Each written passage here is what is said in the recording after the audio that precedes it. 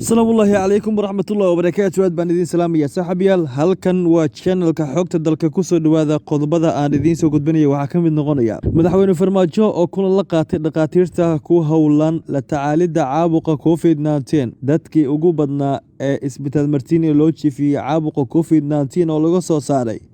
wasaaradda caafimaadka dowladda soomaaliya oo shaacisay kiisaskii ugu dambeeyey caabuqa covid-19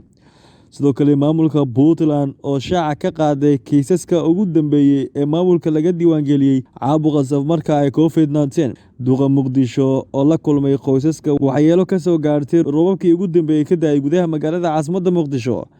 maamulka gobolka Shabeellaha Hoose oo bilaabay qorshe looga hortagayo fatahaadaha webiga Shabeelle ra'iisul wasaare Khayre oo wadahadal la yeeshay xubno ka tirsan beesha caalamka qodobadaas iyo qodobo kale ayaa ku daawan doonta saaxiibayaal warka xogta dalka iminkana kusoo dhowaada iyaga oo faahfaahsan waayahay saaxiibayaal haddii aynu ku bilaabno wararka ee ku saabsan hogaamiyaha jamhuuriyadda federaalk Soomaaliya waxa uu la qaatay dhakhaatiirta ee ku howlan la tacaalidda caabuqa safmarka ee COVID-19 madaxweynaha jamhuuriyadda federaalk Soomaaliya mudane maxamed cabdulaahi farmaajo ayaa kulan dhiirigelin ah oo ku saabsan xaaladda caafimaad ee dalka baahiyaha jira weliba dadaalada socda ee lagu xakameynayo cudurka COVID-19 waxa uu la qaatay qaar ka mid ah dhakhaatiirta Soomaaliyeed ee la tacaalaya xakameynta cudurka safmarka ee COVID-19 kulankan oo uu ka qabsoomay qadka internetka ayaa dhakhaatiirtu waxa ay kula wadaageen madaxweynaha warbixin ku saabsan halista cudurka safmarka ee COVID-19 saameynta uu ku yeeshay dalkeena iyo weliba daruufaha ay ku shaqeynayaan halyeeyada caafimaadka ee u taagan samato bixinta dadka dhibaataysan madaxweyne maxamed cabdulaahi farmaajo ayaa ku bogaadiyey dhakhaatiirta kalkaaliyaasha adeegayaasha weliba guud ahaan bahda caafimaadka dalkeena dadaalka mugga weyn ay ku bixinayaan badqabka caafimaadka ee shacabka Soomaaliyeed waxaa aad noola mid yihiin halyeeyada ciidamada qalabka sida ee ku sugan furimaha dagaalka si ay cadowga uga difaacaan dalkeena Soomaaliya waxaan idinka mahadcelinayaa sidii halyeeynimada ah daacadnimada aad ku jirto ee habeen iyo weliba maalin aad uga soo jeedaan shacabkiina iyo weliba sidii aad u xakameyn lahaydeen halista caabuqa COVID-19 madaxweyne maxamed cabdulaahi farmaajo ayaa tilmaamay mas-uuliyadda weyn ee shacabka iyo weliba dowladduba eena saaran gaar ahaan bahda caafimaadka oo ah indhaha dadka wakhtigan adag madaxweynaha ayaa xoojiyey walwalka ku aadan in ay yar tahay feejignaanta shacabka Soomaaliyeed ee cudurka weliba halistiisa sii kordhaya iyada oo la fududeystay talooyinka weliba cawaamiirta caafimaadka ee lagu ilaalinayo safmarka ee COVID-19 madaxweynaha ayaa ugu bishaaray dhakhaatiirta Soomaaliyeed ee sida nafurnimada leh habeen iyo weliba maalinba ugu sugan yihiin xarumaha karantiilka bukaanada cudurka COVID-19 in dowladda weliba shacabka Soomaaliyeed ay ku guuleysanayaan dagaalka ay kula jiraan cudurka safmarka ee COVID-19 waan xasuusan doonaa ayuu yidhi hogaamiyaha jamhuuriyadda federaalk Soomaaliya mudane maxamed cabdulaahi farmaajo waayahay saaxiibayaal wararka caabuqa safmarka ee COVID-19 haddii aynu sii eegno dalkeena Soomaaliya waxa uu la sii daaladhacaya caabuqa safmarka ee COVID-19 maalin walba wasaaradda caafimaadka waxay sheegtaa waxyaabaha ku soo kordha caabuqa safmarka ee COVID-19 wasaaradda caafimaadka xukuumadda federaalk Soomaaliya ayaa warbixin maalinle ah ee xogta fayruska corona waxay ku sheegtay in 24 saac la soo dhaafay la diiwaangeliyey 35 xaaladood oo cusub ee COVID-19 ah hal bukaan waxa uu u geeriyooday caabuqa safmarka ee COVID-19 halka 3 ruux lagu soo waramayo in ay ka bogsadeen caabuqa safmarka ah ee coronavirus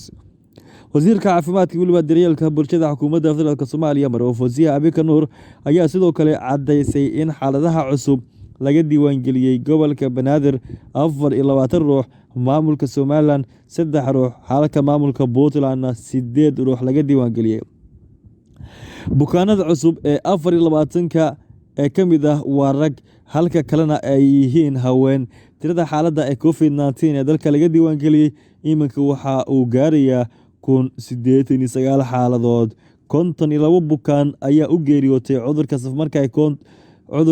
ee COVID-19 waxaana bogsatay baa laleeyahay 21 ruux. Marwo Fawziya Abikar Nuur ayaa ku baaqday in dhammaan shacabka Soomaaliyeed ay qaataan talooyinka caafimaad ayna dhaqangeliyaan tallaabooyinka lagu xakameynayo caabuqa COVID-19. Wayahay saaxiibayaal, wararka COVID-19 weli ma ayna ka bixin maamulka Puntland. Sidoo kale waxaa lagu soo waramayaa in markaasi inta badan laga helay dad ka qaba caabuqa COVID-19. waxaa lagu soo waramayaa in markaasi dadka qaba caabuqa COVID-19 ay ku soo badanayaan deegaanada maamulka Puntland. Guddiga wacyigelinta weliba xakameynta cudurka coronavirus u qaabilsan maamulka Puntland ayaa sheegay in maanta la baaray 24 qof, waxaana laga helay 6 qof oo markaasi kala jooga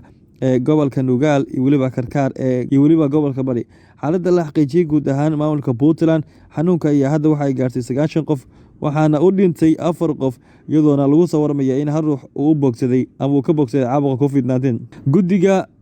sidoo kale waxay sheegeen in wasaaradda caafimaadka ay diyaarisay ilaa 12 xarumood oo ku yaala dhammaan deegaanada kala duwan ee maamulka Puntland, kuwaasi oo lagu talagalay in lagu daweeyo laguna karantiilo dadka uu haleelay caabuqa COVID-19. Wayahay daawadayaal, markaan haddii aynu eegno maamulka isbitaalka uu gaarka ah ee la tacaalidda safmarka COVID-19 ee magaalada Muqdisho, isbitaalka lagu magacaabo Martiin ayaa shaaciyey in 24 bukaan oo ka mid ah kuwa xaaladoodu ay adkaayeen ay bogsadeen, oo isbitaalka ay markaasi lagu soo waramayo in laga bixiyey 34 ka mid ah ayaa lab ahaa, halka 8 kalena ay dhadig ahaayeen kuwa laga soo bixiyey weeyaan isbitaal Martiin ee magaalada Muqdisho. Inta badan bukaanadan ayaa isbitaalka la seexiyey kadib markii ay ku adkaateen neefsashada, kadibna lagu xiray qalab u fududeeya inay neefsadaan. Arrintan ayaa ka dambeysay kadib markii sare loo qaaday adeega caafimaad ee isbitaalka laguna soo kordhiyey adeegyo casri ah. Wayahay saaxiibayaal, markaan haddii aynu eegno duqa Muqdisho waxa uu la kulmay qoysas waxyeelo ka soo gaartay roobabkii ugu dambeeyay ka da'ay gudaha magaalada Muqdisho. Gudoomiyaha gobolka Banaadir duqa magaalada caasimadda Muqdisho Cumar Maxamed Cumar Finish oo hilinayaan gudoomiye hoggaanka gobolka Banaadir weliba xogayaha guud ee maamulka gobolka Banaadir waxay booqdeen xaafadda lagu magacaabo Ceel Qalow iyo weliba xaafado degmada Wadajir ka tirsan oo roobkii guuga ahaa xalay markaasi ka da'ay, waxaana dhimashadaasi lagu soo waramayaa ama dhimashada uu sababay 6 ruux weliba burbur aad u xoogan ayaa lagu soo waramayaa xaafado ka tirsan gudaha degmooyinka gobolka Banaadir. Duqa magaalada caasimadda Muqdisho weliba mas'uuliyiinta kale ayaa si gaar ah ula kulmay qoysaskii ay waxyeelada ka soo gaartay roobabkii da'ay saacadihii la soo dhaafay, waxayna ka tacsiyadeeyeen dhibkii soo gaaray islamarkaana uu ballan qaaday in maamulka gobolka Banaadir uu garab taagan yahay.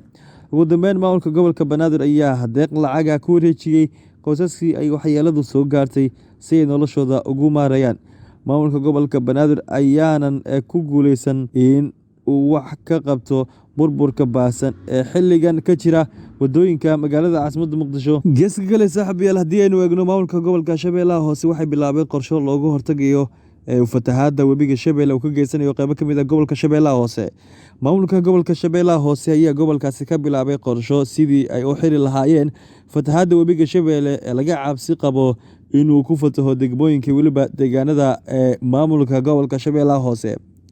Maamulka gobolka Shabeellaha Hoose ayaa 800 jawaano lagu shubay carro si biyaha lagu celiyo gaarsiiyey gudaha degmada Janaale weliba degmada Awdigle oo ah goobaha cabsida laga qabo inuu ku soo fataho webiga Shabeelle.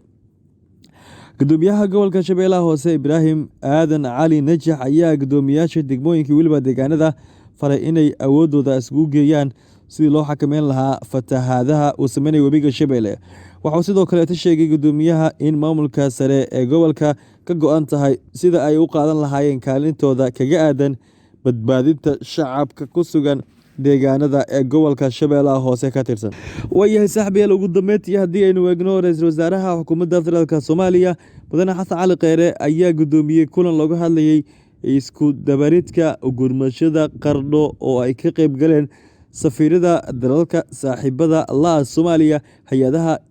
gargaarka qaramada midoobay weliba mas'uuliyiin uu hogaaminayo madaxweynaha maamulka Puntland Saciid Cabdullaahi Dani. Madaxweynaha maamulka Puntland Saciid Cabdullaahi Dani ayaa warbixin faahfaahsan ka bixiyey xaaladda taagan weliba nooca kaalmada ee degdega loo baahan yahay. Xasan Cali Kheyre oo ka hadlay muhiimadda ay leedahay in xaaladaha oo kale wadajir loo wajaho ayaa ugu baaqay hay'adaha caalamiga ah iyo weliba saaxiibada Soomaaliya inay u gurmadaan dadka reer Qardho si dib loogu soo celiyo noloshii caadiga ahaa ay ku noolaayeen. Ra'iisul Wasaaraha oo beesha caalamka ugu mahadceliyay taageerada joogtada ah ayaa sidoo kale dadka Soomaaliyeed gaar ahaan bulshada maamulka Puntland ku ammaanay sidii midnimada iyo weliba dhaqsaha leh ay ugu gurmadeen dadka ku nool gudaha magaalada Qardho ee maamulka Puntland ka tirsan. Guud ahaan saaxiibayaal warkii aad kala socoteen channelka Xogta Dalka waa niginta anigoo Cabdirashiid Ibraahim Cali ee la socodsiinaya saaxiibayaal waxaad leeyahay noole kulanti.